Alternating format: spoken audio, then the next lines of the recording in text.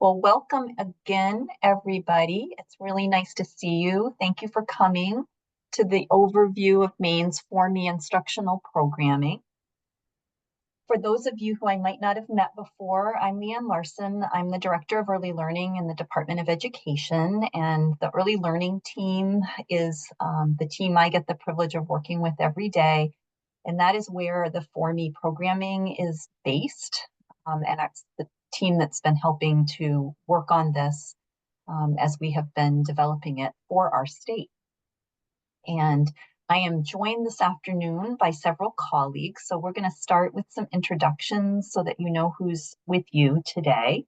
And then we'll move on and provide the overview about these instructional programs, talk about some of the things to be considering if you're thinking about potentially taking them on. We'll also talk a bit about the kinds of support that we provide from the Department of Ed in helping educators learn more and feel confident in implementing the programs.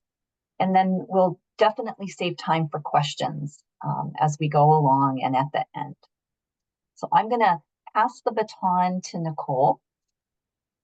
Thanks, Leanne. Good afternoon, everybody. I'm Nicole Medor. I'm the early childhood specialist here at the department on the early learning team, and happy to assist in answering any of your questions on the For Me programs. And then I'll pass it to my colleague, Marcy. Hi, everyone. Thanks for being here. My name is Marcy Whitcomb. I'm the public pre-K consultant on the early learning team and happy to help with anything pre-K. And I will throw it over to Dee. Good afternoon. My name is Dee Saucier, and I am the Inclusive Literacy Specialist and Dyslexia Coordinator in the Office of Special Services and Inclusive Education. And I am happy to support all things literacy, and feel free to reach out.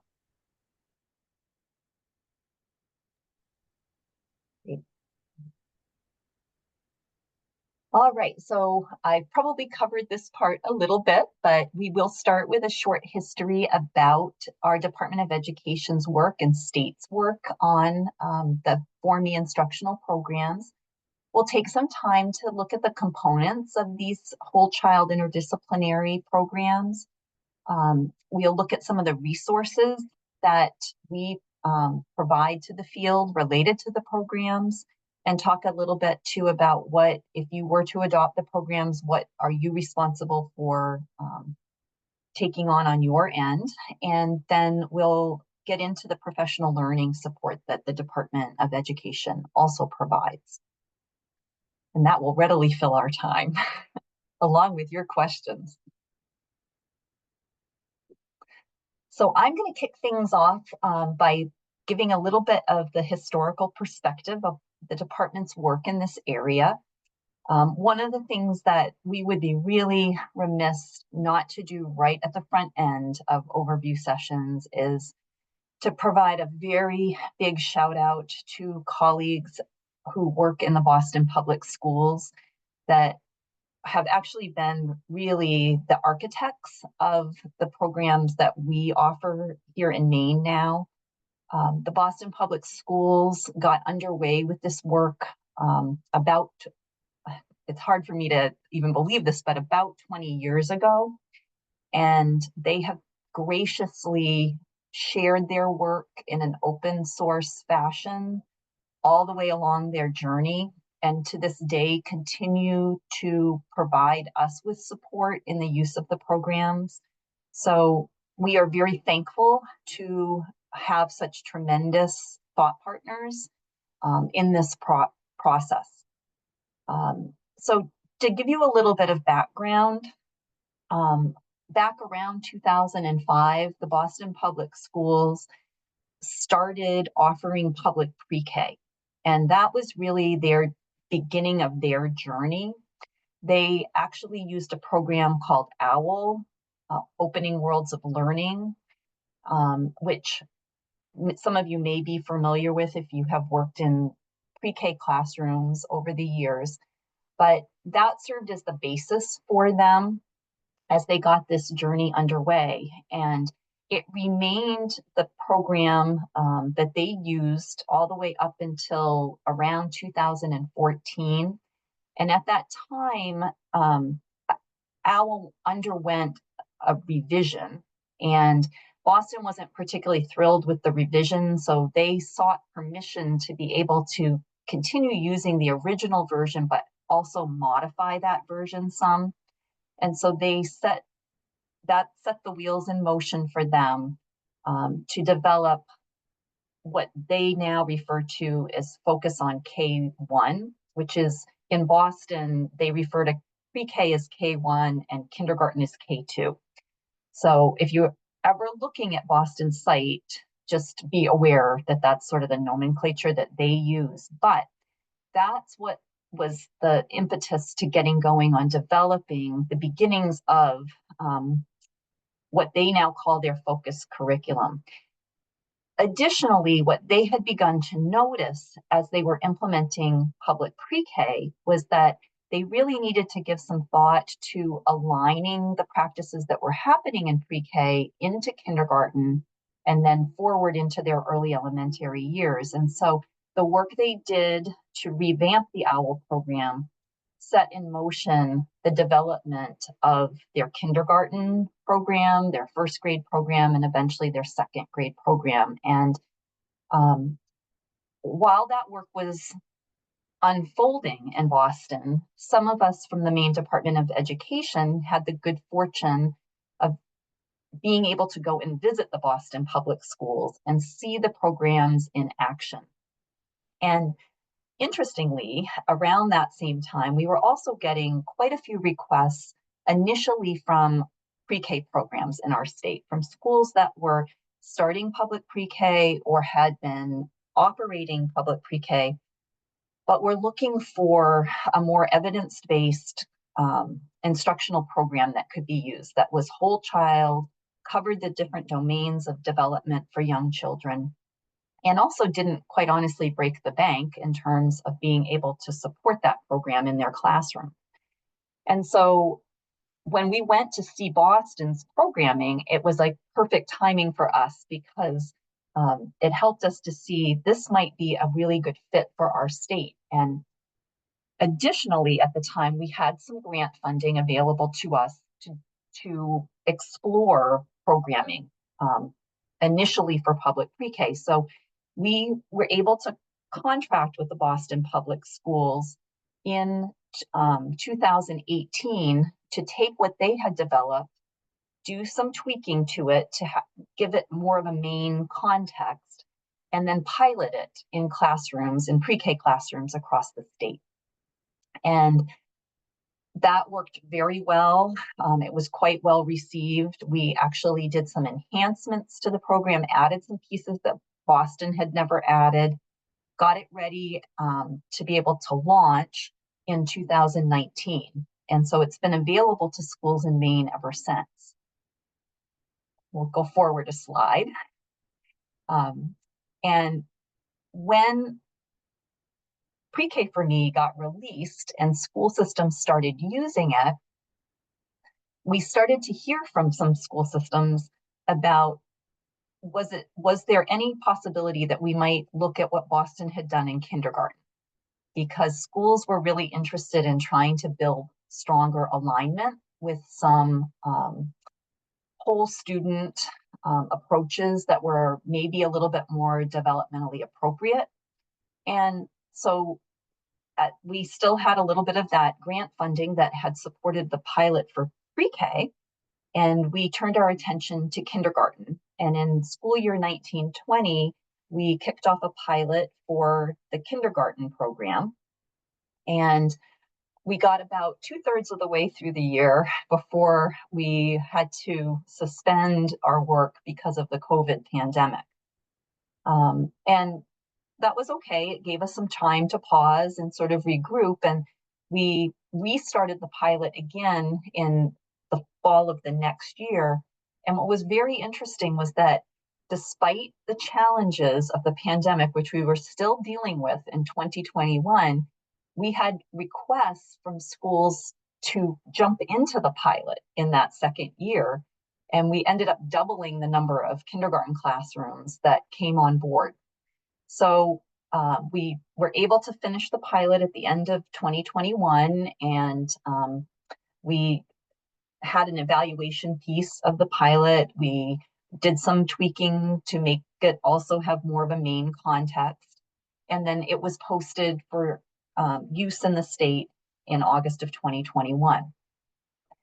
After that, we had to do some work to begin to think about whether or not we could venture into first grade. And we started getting requests after school year 21-22 to think about adding the first grade program. So we ultimately had to seek out some funding to help with that, but we were able in 22-23 to pilot first grade for me in 14 classrooms. Again, we did some more enhancement work, particularly in the area of science, and ended up writing science lessons. Boston relied on the FOSS science program for part of their science pieces in their design, and we didn't want to ask schools to have to purchase something else, so we ended up writing those for Maine and to follow our standards. And so we were able to test drive those at the same time, and then that was posted in 2023. And we have had the good fortune of being able to use some of our preschool development grant money in the last couple of years, and that has enabled us to get to piloting the second grade program, and that's happening currently in 14 classrooms across the state. It's also enabled us to do some work around math components, which Boston had never really designed to be integrated into what they had developed. They've always used a standalone math program. So we have had requests over the years from schools to do some work in this area. And so that's ongoing. And we're actually piloting in a few schools this year some of those pieces. And we're beginning to build out nature-based outdoor learning components for kindergarten through second grade this year. And that's a piece we did build originally for pre-K, but it had never had capacity to do it for the other grade levels. So that work will begin unfolding later this month and will most likely be completed by about December of this coming year. So we've been at this work now for a number of years and have tried to go about it thoughtfully, slowly, kind of build capacity as we go. But we're excited to share what these programs look like with all of you, and are certainly available to help support that implementation. We actually tap a lot of the teachers who have been involved since the pilot as teacher leaders to help with some of that support. And we can often recommend schools that you could go visit if you wanted to see programs in action. Additionally, you can go to the next slide, Nicole. One of the things that we've done along the way with the pilots is we've had evaluation components. And so on this slide, what we've tried to do is tease out what some of the highlights of those evaluations have revealed as educators have been using the programs.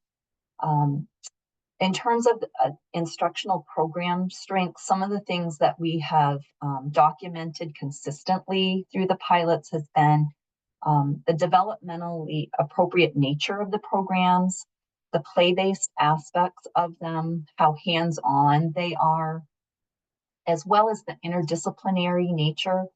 The programs do a really wonderful job of integrating content very cohesively around themes that build not only across the individual school years at each grade level, but across school years going up, ascending. So from pre-K to K, K to 1, 1 to 2, and you'll see that in just a little bit as we look at components of the programs. Another area that we, through the evaluations, have heard a lot from educators about is how well the programs support social emotional learning in classrooms and student agency. There's a lot of opportunity for voice and choice for students. And that's not to say that there's not a lot of intentional teaching also happening, but there's a balance of that with opportunities for children to direct some of their own learning.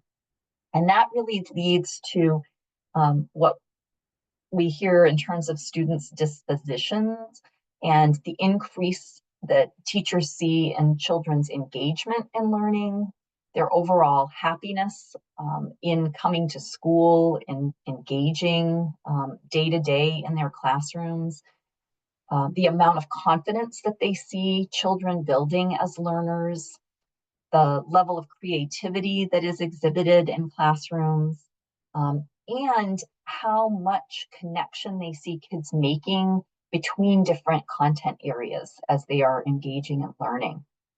And at the same time, educators report, and we have collected data on the increase in children's literacy skills, particularly around phonemic awareness, phonics, vocabulary comprehension, and listening and speaking. And I would say that probably of all of those, one of the most prevalent that we hear again and again is the vocabulary development for youngsters that happens as a result of these programs.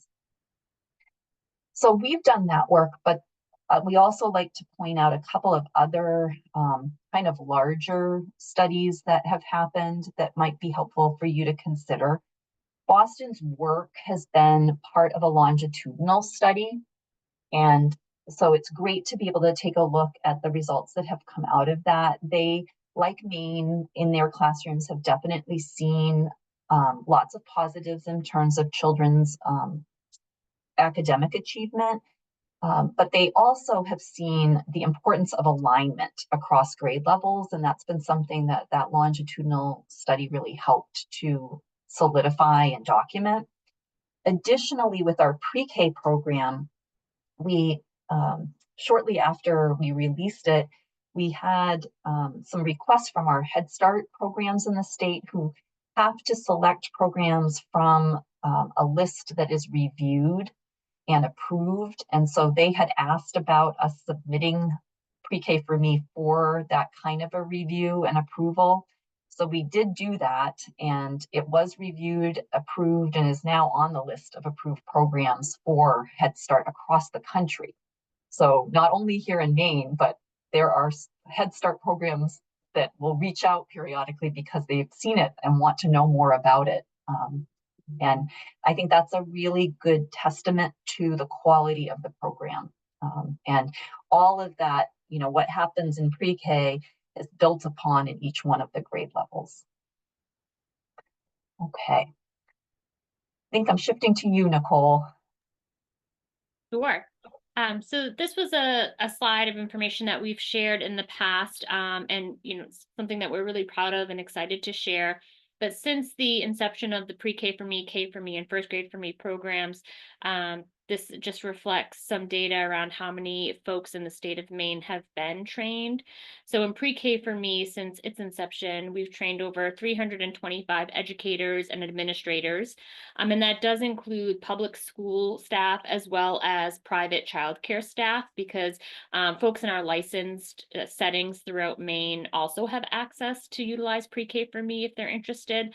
And certainly if they are, then we welcome them to come to our trainings and attend our other technical assistance or PLC opportunities that we offer.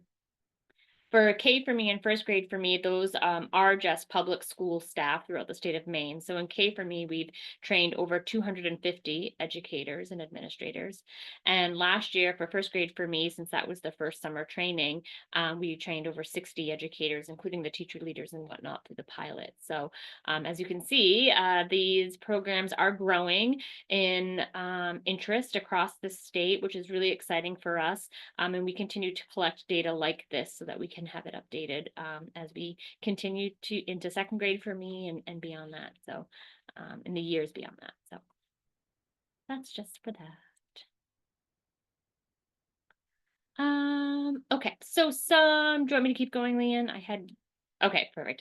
Some reasons why you might consider using one of these programs. We get asked these questions a lot, and the answers I think are really exciting. So as you can see from the slide, all of the programs and all of the grades thus far do offer an interdisciplinary approach to education. And we've assured that they are in fact aligned to the preschool MELDs, which have been recently updated, as well as our Maine learning results for kindergarten through 12th grade. So that sort of takes away a lot of the guesswork for educators when they're thinking about their classrooms and thinking about the lesson plans that they want to implement for their students and aligning them to standards. That work has already been done. And you'll see later on a sample lesson plan where those specific standards for each activity are highlighted. And all of them, there's probably a very few, if any, meet or provide education into multiple areas of development, not just one particular domain. So any given lesson could touch on math standards, as well as social and emotional standards, as well as physical standards, etc. All of the programs are focused or offer focused and sequential skills and concepts, so they build on each other. So the lessons and activities that students have access to in pre-K build over time throughout the school year. And as they enter kindergarten and start to go through the year in kindergarten, those skills are sequential. They continue to build over time. So a student who has started the programs in pre-K and has moved through the grades has really built in a very purposeful and continuum of development over time. It's very purposeful. The lessons are explicit and offer intentional instruction. And they, as you saw, there's proven effective teaching practices, including purposeful play and project-based experiences. So again, as children move through the grades, those project-based experiences become more and more and sort of bigger and bigger in the scope of the content that they're covering. And they build over time again. And all of the programs, I think probably most importantly, honor children's voices and agency. They're really intended to meet the child where they're at in their own individual development. It doesn't assume that a child is able or not able to do anything. All of the lessons and the components of the programs are really meant to encourage the educators and the adults in the room to interact with the child in a way that makes sense and is purposeful for that child's space and time. Some of the other things that we've noted here, the pre-K, kindergarten, first and second grade students, we know are full of wonder. They're full of stories. They're ready to explore and they're ready to practice and take on new skills. So that's something else that these programs are really encouraging educators to recognize and hone in on. They're more than capable of complex higher order thinking. When we give them that space to really stretch their thinking out, we get really wonderful interactions and conversations from children. They're incredibly active participants in their learning, right? This goes back to their voice and their agency and in what they choose to do, where they choose to take their learning on any given day in any given activity. It is meant to be meaningful, offer meaningful knowledge. It's constructed through robust interactions. Again, that adult to child interaction is huge during all portions of the day. And there's a high expectation for engagement during those times as well. And we found that instruction is impactful when teachers are researchers for their classrooms. So when you have that opportunity to really engage with your children and get to know their likes and dislikes and their own individual development and build on that and use that to your advantage as you instruct. So, really wonderful pieces to sort of brag about there.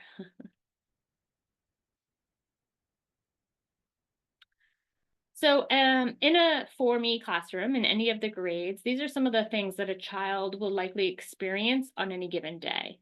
So there's multiple and diverse experiences with affirming and enabling text. As you'll see as we continue through these slides, the read aloud and the text that go along with these programs, again, you'll hear me say this a lot, is very intentional. They're there for a reason. They're there for their plots, for their characters, for their illustrations, for the vocabulary that's offered throughout the text. And that's all there and purposeful. And we want children to make connections to those texts, whether it's to their own lives and their own experiences, whether it's to grow on their own diverse experiences that they might bring to the classroom, or offer new, sort of a window into an experience that they haven't yet had the ability to interact with. So every day there's some level of engagement with a text.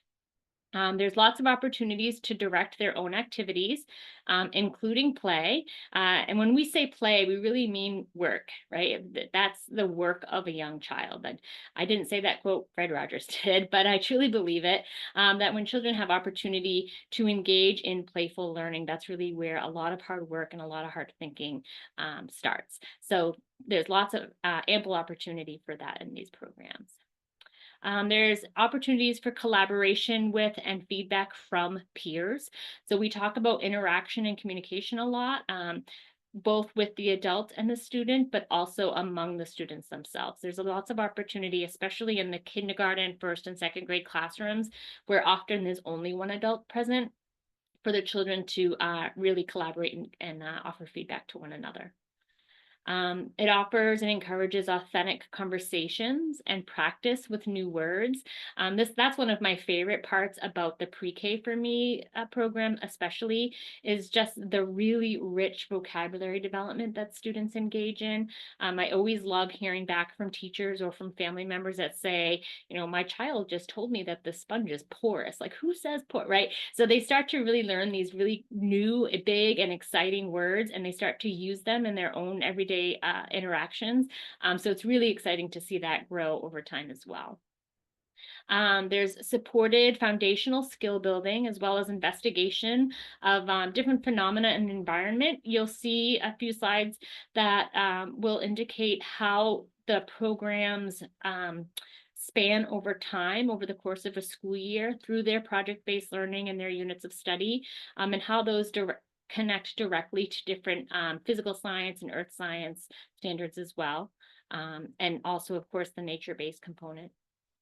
Lots of time for discussion of important ideas. Every unit is focused around a big idea. So we'll talk about that some more too. And there's some opportunities to draw on and share life experiences, back to that peer-to-peer and adult-to-peer interaction and ability to make connections to themselves and others. So really exciting things. Okay. This is just a quick visual to show how the units of study span over time. So you'll see on the far left, we start with pre-K. And in pre-K, there are 6 units of study. Each unit lasts for about 4 or 5 weeks. It sort of depends on the time of the year and the content of the particular unit. And we start with family, and we go through, wrap up the year in things that grow. So the color codings there, the yellow squares, so family and friends, is just meant to sort of highlight the attention to community, to identify your child's community and their place in that community.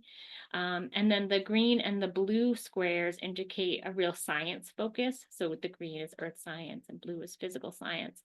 So in pre-K, you'll see that they go through 2 units of an earth science focused unit and 2 units focused around a physical science content. And then as students age into kindergarten, first grade and second grade, each of those all offer 4 units of study, each of which are about 8 to 10 weeks long, again, depending on the content and the time of year, or a little less, maybe even 7 or 8 weeks. And you'll notice that each of those grades also kick off the year with a sense of community, right? Really honing in on the new class, potentially new peers, depending on the size of your school and how many classrooms you have, building those relationships with the children and among the children. So that's really intentional that each grade kicks off that way.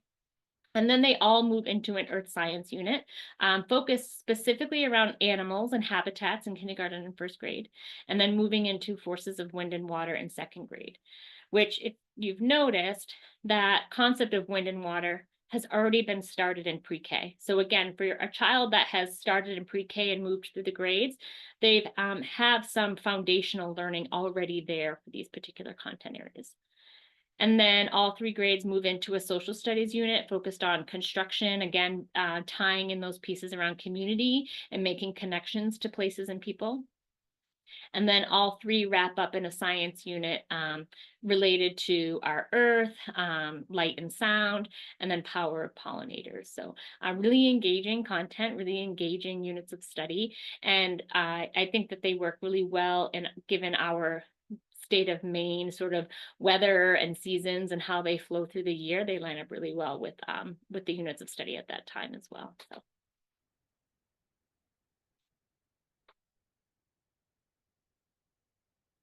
So this is actually a photo from a kindergarten classroom that we visited in Boston. It's one of my favorite photos for multiple reasons, but you'll see throughout the slides, there's lots of photos from classrooms and students in both Boston and Maine.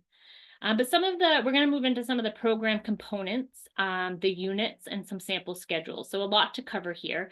But basically, we're going to sort of start to break it down so that you can better understand what any given educator is going to sort of be asked to do, right? And to implement in their classrooms. And you'll see later, too, that we recognize in pre-K especially that schedules vary. We still have many pre-K programs that operate on a part-day schedule and many that are moving into full-day schedules. Some operate 5 days a week, some operate less than 5 days a week. So we recognize that, and we'll offer some thinking and some sample schedules when that time comes as well. But in kindergarten, first and second grade, the components that that build it or that make up kindergarten, first grade, and second grade for me are very similar and do fit into a full day schedule.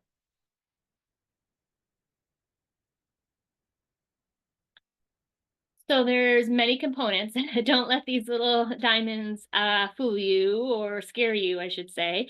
And these are some photos from some Maine classrooms as well. But again, very intentionally, all of the programs, like I said, build on each other, and that is true as the components go as well. So students are very familiar by the time they're in first and second grade with the sort of protocols of each of these. But regardless of what grade, all students will have access to that read aloud. In pre-K and kindergarten, we refer to it as a read aloud. As students enter first and second grade, we call it a text talk.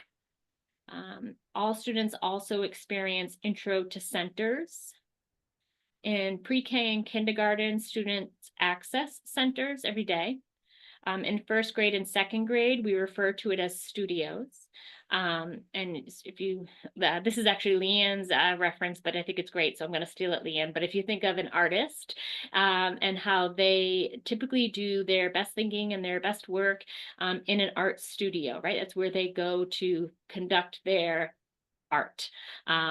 We sort of reference it like that in first grade and second grade. It's a place for students to make a choice and to engage in high quality materials that relate to their interests and the topic of study at hand as well. And whether it's centers or studios, this is a really important time of day for interaction and engagement and student choice. All students also have a thinking and feedback protocol, storytelling and story acting, which is one of my favorites. It's a really fun time of day. Students have a really fun time interacting with storytelling and story acting. They also have access to small groups in pre-K. And then as they age through the grades, it becomes stations. There are science and STEM components in all of the grades. In pre-K, there is a math component, and in kindergarten, first and second grade, those math enhancements are currently under development. So they're forthcoming, but they'll be there. Similarly, in pre-K, there's already an outdoor nature-based learning component, and that is also under development for grades K through 2. So regardless of your grade, those pieces are there. And Leanne, did you have anything to add to that?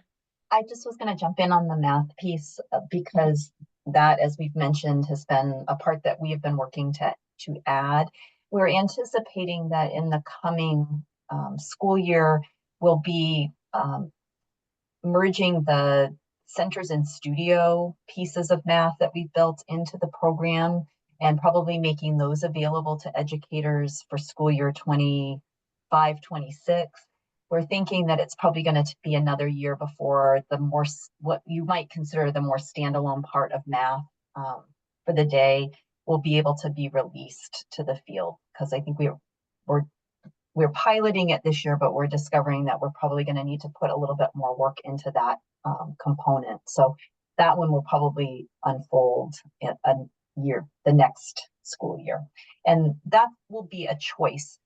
Schools could continue to use whatever math program that they're using currently, but if they were looking to switch math programs and wanted to move into something that might be a little bit more well aligned to the 4Me programs, then that would be an option. In terms of the centers and studios, we're thinking that no matter what math program you're using, those would be transferable and very easily implemented in classroom.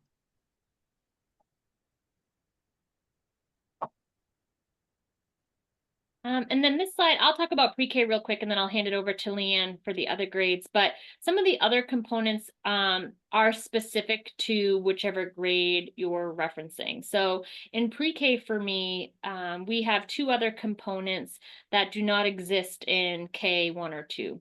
So one of them is called Let's Find Out About It. This is selfishly my favorite component, actually. It's a really science-focused sort of experimental time of the day where students are posed with a question or a wondering, and then they explore an answer to it. For example, in Wind and Water, they're investigating how much wind you need to blow over a structure, right? So they're experimenting with different materials to build a structure to withstand wind, things like that. So that's available in pre-K for me. And then the other one is songs, wordplay, letters, and numbers. We refer to that as SWIPLN. And this is a time of the day in pre-K where we're honing in on phonics, phonemic awareness, letter identification, number identification, etc. So it's a really playful whole group time of day that also does not exist specifically in K1 or 2, but let Leanne describe the other ones. But no worries, there's plenty of focus on some of those foundational skills, particularly in foundational reading and literacy. So one thing that we always want to point out is that if you take on the 4Me programs in kindergarten through 2nd grade, you really need to marry it together with a systematic and explicit phonics program. In the Boston Public Schools, they utilized the Foundations program, but in Maine, because decisions about instructional programming are made at the local level, that is not something that the department mandates. And we are able to work with schools to show them how to link whichever phonics program they might be using. So schools that are using these programs across the state use a variety of phonics programs, but that portion of the day, as you'll see in some upcoming slides, is really critical. And the scope and sequence that unfolds in your phonics program will get married together with the stations time, the shared reading time, and we work on that in professional learning. But really, the program can't operate well without having that phonics program added to it. So that's something that you need to know going in. And then another piece that's added beginning in kindergarten is a writing component with lessons with very intentional writing instruction happening. So basically it's growing from what's happening in pre-K for me, but into some components that are a little bit more structured and focused starting in kindergarten.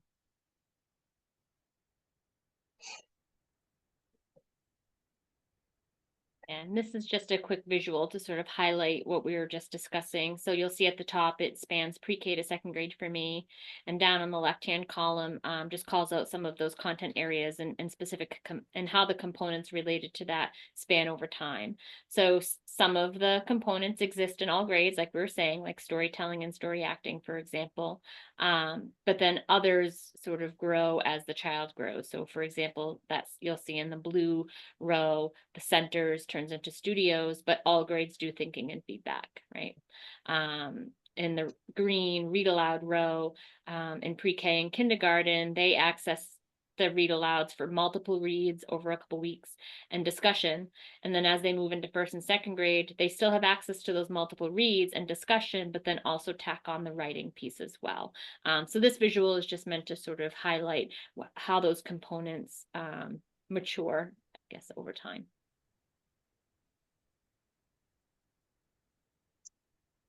So looking at the organization, I think we have one for each grade level. For pre-K for me, everything sort of centers around your core text. Like Nicole said, they're very intentionally chosen for their plots, for their characters, for the concepts that are within the text.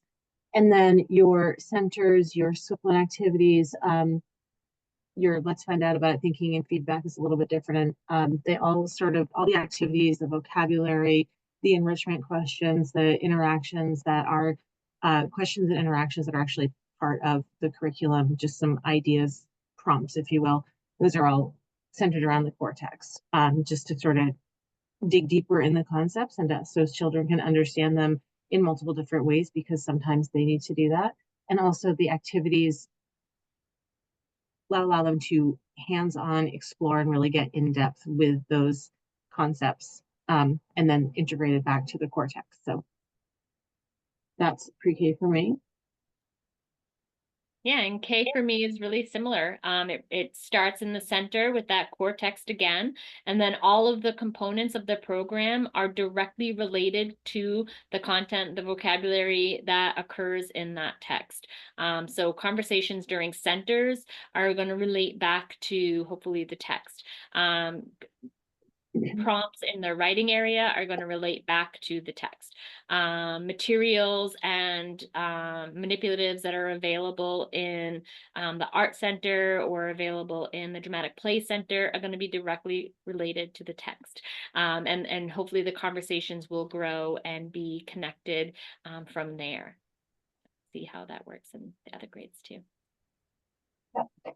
And very similar look in first and second grades. Obviously, the shift to studios, which don't happen 5 days a week. They usually happen 3 days a week, and then they alternate. And you'll see this in one of the schedules with a more intensive science STEM opportunity or lesson. Also want to just call quick attention to the foundational literacy block, because it's during that time of the day that you will see the phonics program operating, the shared reading piece will be integrated, and then there's also time for strategic small group instruction, as well as students visiting stations. One thing that we also like to point out is that this time of the day with stations is a little bit more teacher directed. Their teachers will often relate a little bit more to this in terms of setting up experiences and an expectation that kids will visit each one of those over the course of a week's time. Whereas the studio or centers time in kindergarten, those are set up, organized, materials are offered, suggestions are offered to children for ways that they could interact with those materials, but they are left to make those decisions about which centers they're visiting, how long they're staying, what they're working on specifically. That's left to the child. So that's where some of that agency piece comes in. And then another piece I don't think we've mentioned yet is the home links piece. And that is a part that helps teachers be able to communicate with families about the work that's going on around the program on a weekly basis. And they're able to, really share the kinds of big ideas and learning that's happening. And it gives a nice springboard for children to share with their families what they're doing in the classroom. So we did throw in a couple of sample daily schedules just so you can see the flow of the day. These ones are pre-K. The one on the left is a full day, 5.5-hour schedule, and the one on the right is a half day, because as Nicole pointed out earlier, we have programs across the state that are half day, that are full day, that are not every day of the week, that sort of thing. So we do have multiple different other sample schedules on our website and available. Some of the important things to point out here is the timing. Certain components we give an estimated amount of time. This will vary from the start of the year to say January, February, March, April as you go forward. So where SWIPLIN right now is about 20 minutes, which that is not right on the numbers there, but SWIPLIN is on this schedule is about 20 minutes. We would say at the start of the year, 5 to 7 minutes, because children aren't used to the schedule. They're learning the expectations and the flow of the day, and not necessarily developmentally appropriate for them to be sitting there for 20 minutes, because they're just not haven't learned that yet. A couple of other things that are important to point out are you'll see the big block of intro to center time, and thinking and feedback. Those are 3 separate components, but they are all done together. So we don't do like intro to centers, then read aloud, then centers. Intro to centers specifically models activities, materials, sort of how to really having children sort of understand what's happening in centers, and summarizing what their learning is and giving objectives to them, learning objectives to them. And then thinking and feedback is kind of a follow-up to centers. It's really talking about the work that children did in centers. It's actually my favorite component, but generally it's a child who has done an activity or has made something to sample, an artifact or whatnot. We'll bring that to the large group and go through a protocol of specific expectations, where the children will go through, wonderings and noticings, and then questions of how the process of the child's work. So you're really working through, again, concept development, and then the thought process of learning what children were thinking as they were doing the work, and also what the rest of the group is thinking about what they did. So there's also a lot of good conversation and sort of social emotional back and forth modeling there as well. Another thing that's really important to notice, especially on your half-day programs, but even on your full day, depending on how long your day is, there are certain components that won't happen every day. So on your half-day program, you can fit in every component, but you may have a 15, 20-minute time of the day where one day you're doing Let's Find Out About It, which is a whole group activity. Another day you're doing small groups, which is a small group activity.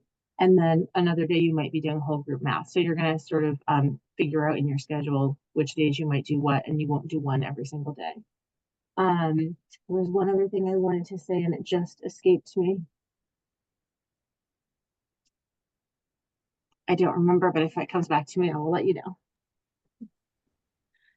I think we can relate to that, Marcy. No worries. This is just a sample K for me. This is a 1 full day. It just didn't fit on the slide in one strip, so we broke it into 2 chunks.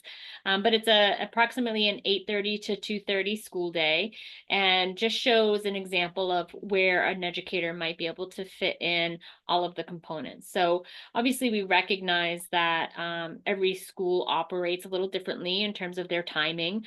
And so during those summer training days, we work with teachers to start to give them time to think about their schedule and what are some of the non-negotiables that their school has, like arrival time, dismissal time, their lunch period, their recess period, what times and what days students go to specials.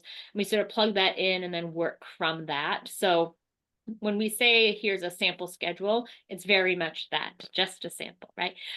Really, it's also meant to sort of highlight, similar to what Marcy was saying in pre-K for me, but how the components might play out as they relate to each other. So in K for me, the expectation is also that intro to centers, and thinking and feedback would happen in that sequential way in one large hour and a half-ish chunk of time.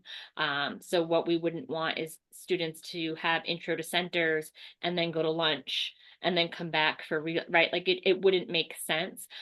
So we work with teachers very specifically around building their schedules in a way that is honors the components and the sequence of the components, but also honors their time and what they have available for them in their schools. So in this particular sample, you can see that all components pretty much happen every day.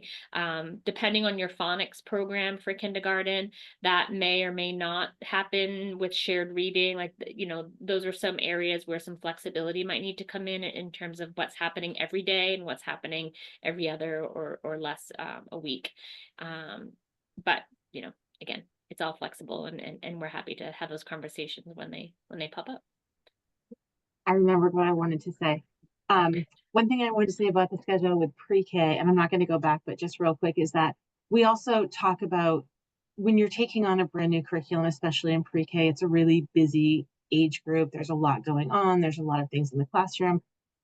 We don't necessarily expect teachers to take on every component from day one. So what we actually suggest is doing maybe a social emotional curriculum, going through expectations, rules of this classroom, rules of the school, getting to know each other for the first, however, 4 weeks or so before diving into Unit 1. And then also starting with the four like strongest components, which would be read aloud, intro to centers, and then Swiplin and small groups.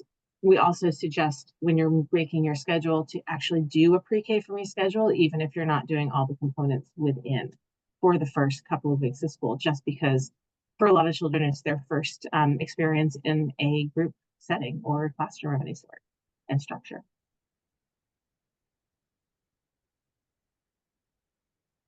Thanks for that, Marcy. And, I think that applies across the board with all of our grade levels.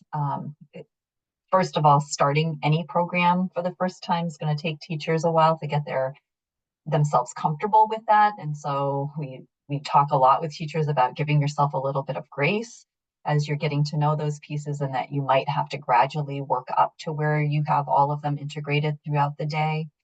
The other piece that's important to know in the scheduling is that particularly, I know this to be true in kindergarten through second grade, the lessons in Unit 1 are structured in such a way that a lot of the pieces are introduced a little bit gradually over the first few weeks. So it's not everything's happening immediately, right? There's a lot of teaching that goes into how do we operate in station time? How do we operate in studio time?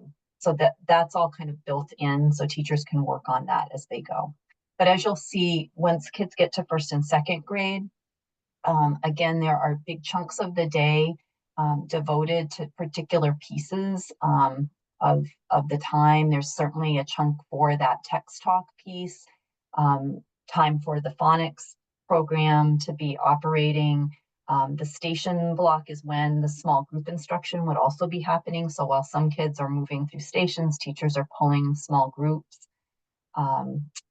There's a devoted chunk of the day to that science or studio time. And as I mentioned earlier, that alternates.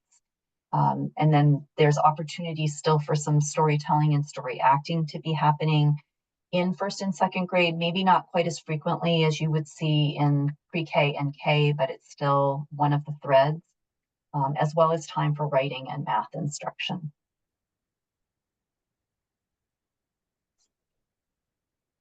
Okay, so a couple of other things that are important to know about the structure of all of these programs. Each one of the units of instruction, beginning in pre-K and going all the way through second grade, are all built around what we call arcs of the units. And by that, we mean that there will always be some guiding or essential questions that help to frame the unit of instruction.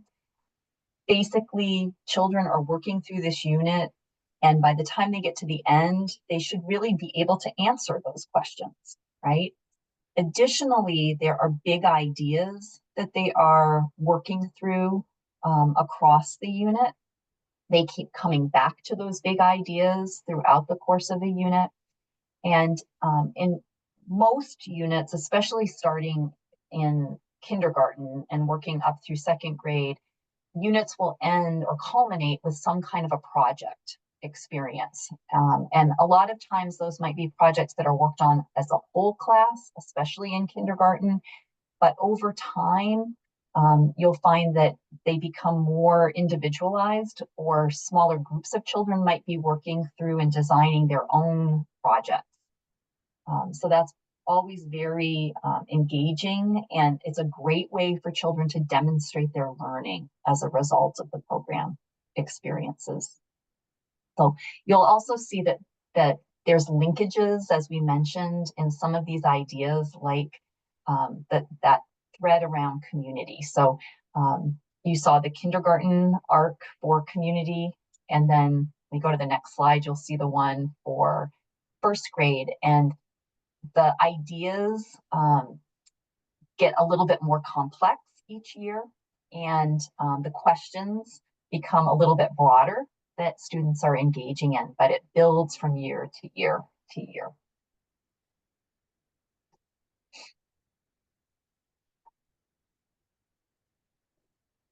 So read aloud and text talk components. So each grade level builds upon the importance of the robust text. And again, we've talked about how these are very intentionally chosen. We did change out a lot of the text as we worked from the Boston Public Schools just to start to incorporate more like Maine, actually. So there are two important reasons for this: vocabulary development and story comprehension. This component is guided by the idea of what we read and how we read to children intentionally supports their early literacy skills.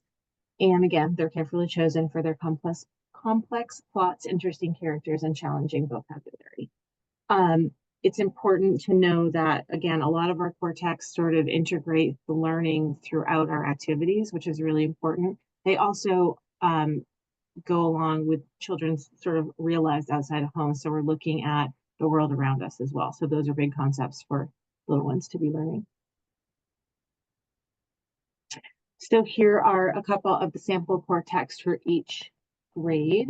I'm not going to read them all through, but you can also see that not only do some of the plots and concepts in the books sort of foundationally build up, but also we have books that are by similar, if not the same, authors and illustrators. So that's another connection there for children. And then they all sort of go along with the different units of study for each grade.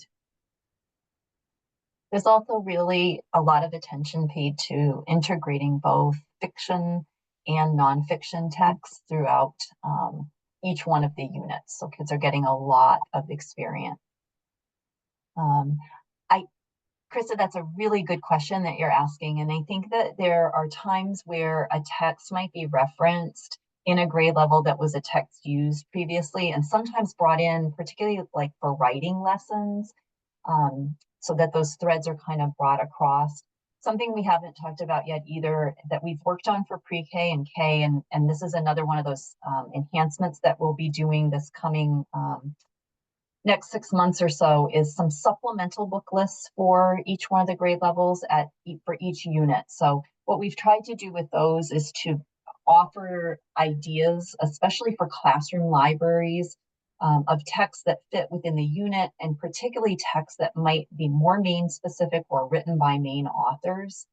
So that's another piece that you'll find that accompanies right now pre-K and K, but it will be available for first and second grade very soon too. And Laura, totally fine. We're recording, so you can pick up the rest. We'll send out the link. I would also say if you're using pre-K, K, first grade, second grade, for me, if you're lining up through, having your educators sort of talk to one another about texts that they're using that might flow through if they've already used it in a previous grade. It could be a foundational support for children learning those concepts, especially children who might need a little more support in those bigger concepts.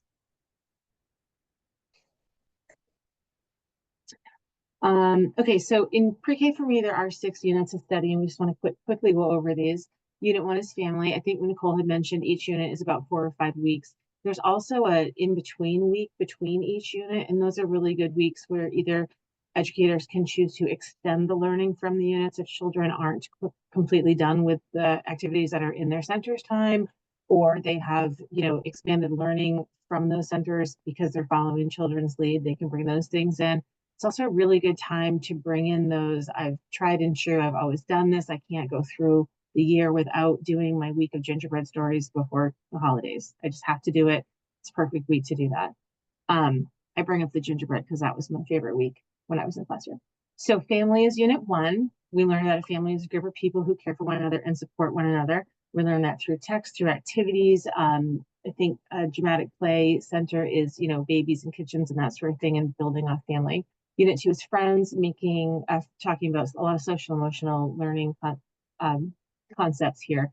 Friends may have conflicts that can cause complex feelings, and friends can work together to solve problems. A lot of really amazing books during that month. Wind and water, properties of wind and water, how the effects of animals and humans of wind and water, world of color. Also a lot of really fun, some of my favorite texts are in world of color. Shadows and reflections, exploring the properties and aesthetics of light and how light affects people and animals. This is a really strong unit for the science. I mean, they all have science in them. Most of them you can very clearly see that. This is a really great one. It brings a lot of amazing science concepts, a lot of hands-on activities with materials that children may not get to utilize in other parts of their life, but in school they can play with flashlights and they can use the mirrors and they can do things that they may not be able to do at home. And also a lot of amazing vocabulary. And when your child is talking about opaque and translucent, which happened in my classroom once, and the mom was like, "I'm sorry, what?" Didn't quite understand the concept, and we were like, "Oh yeah, we were taught like this is what it means." But it's when they go home talking about that, and they're not just repeating the vocabulary; they know what it means, and they're using those concepts. And then Unit 6 is late spring, and that's things that grow, exploring life cycles, learning how plants and animals develop. All right, and then in kindergarten, first and second grade, there are 4 big units of instruction for each year. And as you saw a little bit earlier, these really are designed to connect from year to year to year. Each year begins with a focus on community, and that focus expands out broader and broader each year. Nicole, if you want to go ahead and hit so that they all come up, that would be fine.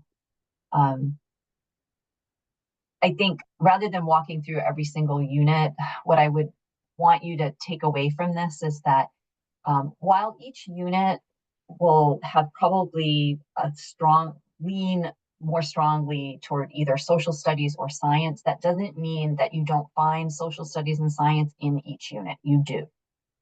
It's just that focus might be a little bit stronger on the science in some and a little bit more on social studies in another.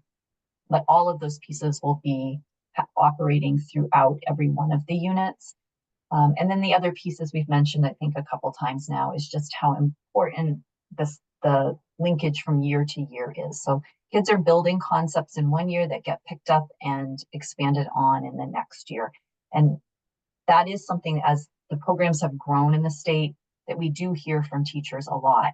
You know, a first grade teacher will start in that unit 2 on animals surviving and thriving, and it's amazing what the kids are bringing forward from kindergarten that they already know and can connect to it. Same thing with the concept of community, and as Nicole mentioned, like the forces of wind and water, what they could bring from what they learned in pre-K that will still be resonating with them.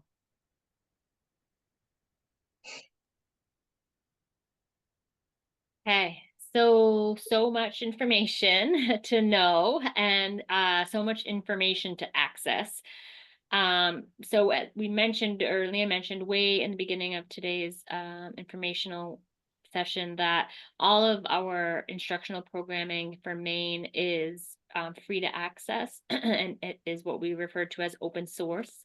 So all of the lesson plans and all of the supporting documents and training videos are available online on our website.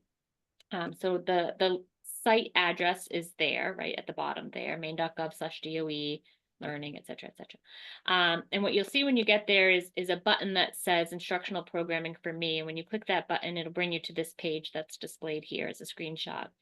And then underneath is a button for each grade. This summer, we'll add second grade for me, so there'll be that 4th button there.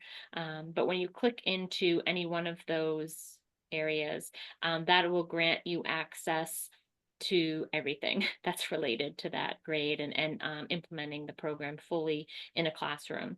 So all of the lesson plans, all of the supporting resources if they're necessary. So for example, in pre-K for me, in the SWIPLIN content component, we do a lot of songs, like 5 Green and Freckled Frogs, for example. And so in there we have templates for green speckled frogs. So if your educators don't want to create their own or search for their own, they can print them right from the site. So there's really a lot to go through. We really encourage folks to dig around in there, go down rabbit holes of links, click on resources, and see what you find, and ask us any questions, or if you come to any speed bumps, let us know if anything doesn't make sense. In the pre-K for me, there's also some training videos that we've recorded in the past, as well as overview videos. So as a teacher plans to begin a new unit of study. There's a video there that's, under 15 minutes long. It's just meant to sort of give them a brief overview of what's coming in the current unit. So lots of resources, lots of things to access. And like I said, we really encourage folks to dig around in there and see what's available for you.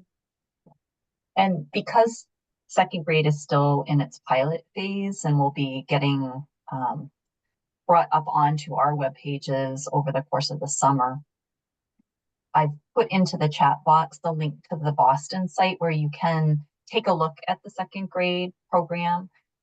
Much of that will remain very similar to the design from Boston, but obviously we will do some tweaking to that. We already actually have behind the scenes with some of the science lesson pieces, but that will give you a good flavor. And if you visit that particular link, you'll also be connected to where all of the resources from Boston are located. And that's really worth digging into. We put a lot on our website, but Boston has even more that's worth digging into. And they do have a lot of video content footage, and sometimes that's helpful to take a look at.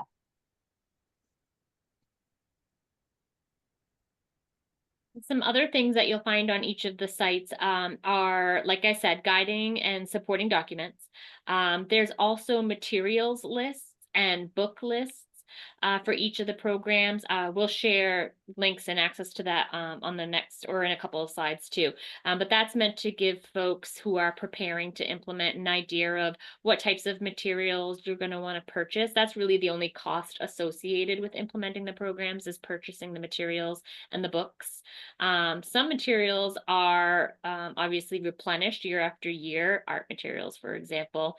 Some things are collected and saved and used, what we call or refer to as beautiful stuff, those recyclable items that folks can encourage students to interact with. And other materials are purchased, like dramatic play, kitchen sets, for example, water tables, art easels. If those don't already exist, then you'll want to make sure to check those out too. I mentioned the visual aids for centers, as well as protocols for centers. So those come in really handy when you have volunteers or substitutes, administrators or guests to the classroom. They're just are optional to be posted in the centers, and they sort of highlight what's happening in that area. So for example, in the block center, you might post that quick protocol that says, in this center, I'm learning how to be an engineer, right? I'm building structures that balance or whatnot. Here are some questions you could ask me about my work. It's meant for the adult, not necessarily for the student, but those are there and optional to be used as well. A really hot item is the pacing calendars. So you'll see this as a snapshot on the top right there from the school year 23-24 for pre-K, but it just maps out how the units might fall over the course of the school year. So you'll notice that we never recommend teachers to start unit 1 week 1, day 1 on the very first day of school, right? You need to give yourself time to get to know your students and build that sense of community and routine in your classroom. So we always suggest that teachers, regardless of the grade, start a couple weeks into the school year and sort of map that out. So there's a sample schedule for sample pacing calendar. There's also blank pacing calendars. So you could, or teacher could map out their school year specific to their needs and your breaks and your teacher workshop days, et cetera, et cetera. So that's a really great tool that teachers love having access to. And then, as I mentioned, free access to all the lesson plans for every unit, every week, every day, all components. It's all there.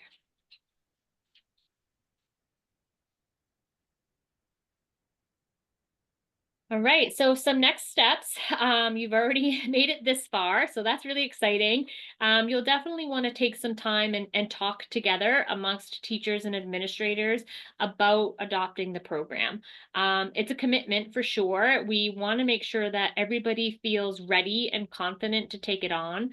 We do that through informational sessions like this, as well as the trainings in the summer. And then throughout the course of the school year, we offer additional support as well.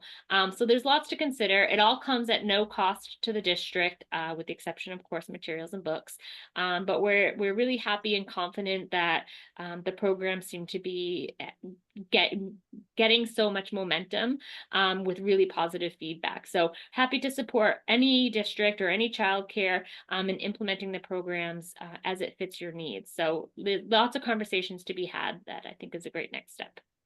If your direction is to move forward in adopting any of the grades, then you'll start to think about materials and how that fits into your budget. What do you already have that you can use? What needs to be purchased or replenished? Start collecting that beautiful stuff. So that's like empty bottles, scrap pieces of paper, wrapping paper, anything that you might otherwise throw away that is safe for a child to use in a classroom. And then, come springtime, early summer, start ordering those materials for implementing the program. Explore the websites, explore Boston's website. Like I said, you can't harm anything. Go down those rabbit holes, and then start to think about the summer training. So we'll give you some dates and links for those in a few slides, but there's some training coming up for all of the grades in June and July. So exciting stuff. Okay, so the trainings. So pre-K, K 1 and 2 are all trained similarly but different, I'll say. So pre-K for me, summer training is a 2 consecutive day commitment. Based on history, we've found that we should offer 2 different options in 2 different locations to accommodate all of the interest for pre-K for me. So the locations of trainings are not yet determined. However, the dates are set for July 28th and 29th. Or a teacher could attend July 30th and 31st, and not just a teacher, administrator, ed techs, curriculum directors, etc. It's really wide open to whomever is wanting to come.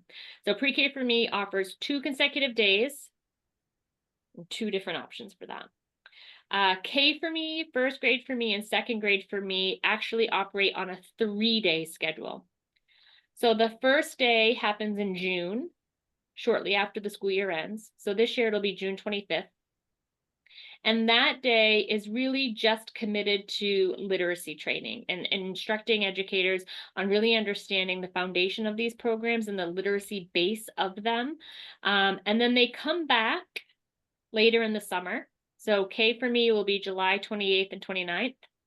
And then first and second grade will be July 30th and 31st, to do their 2 consecutive days in the components and implementing the program fully moving forward. So some things just to note of difference there.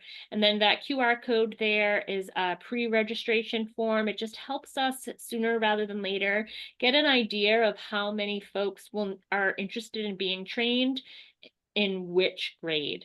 Like I said, we found that pre-K for me tends to have a lot of traction. It's older, and it's in public and private spaces. So we need to make sure that we're able to accommodate as many people as possible. So getting that pre-registration number now is really helpful for us in determining venue and location. And then later on, May or June-ish, we'll start to collect more information on educators who are getting trained, names, emails, and provide much more detailed information on what they can expect.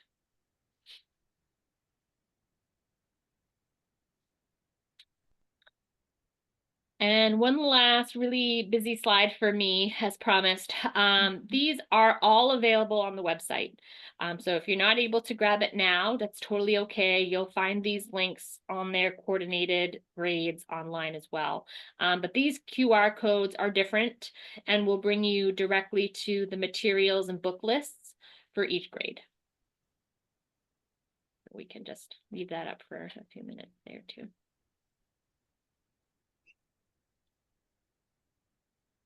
Right. So you've all hung in there for a long time through a lot of information. And thanks for the questions that you've been populating. I invite you, if you have other questions that you would like to ask, this would be a great time. And certainly know, even if you don't have any right now, we're always available to answer questions in the future.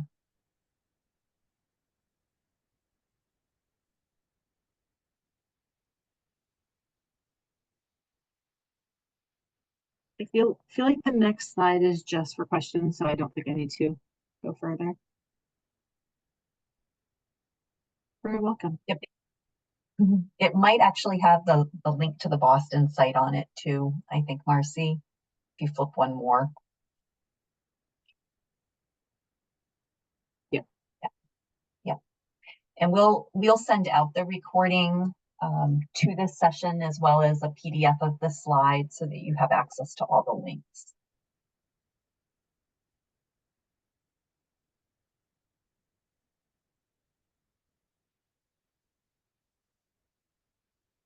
Chris, did you have a question?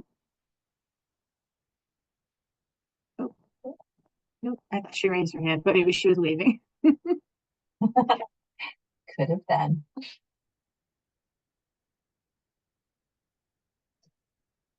All right. Well, if you don't have any additional questions, please feel free to go ahead and jump off, and we will look forward to hearing from you.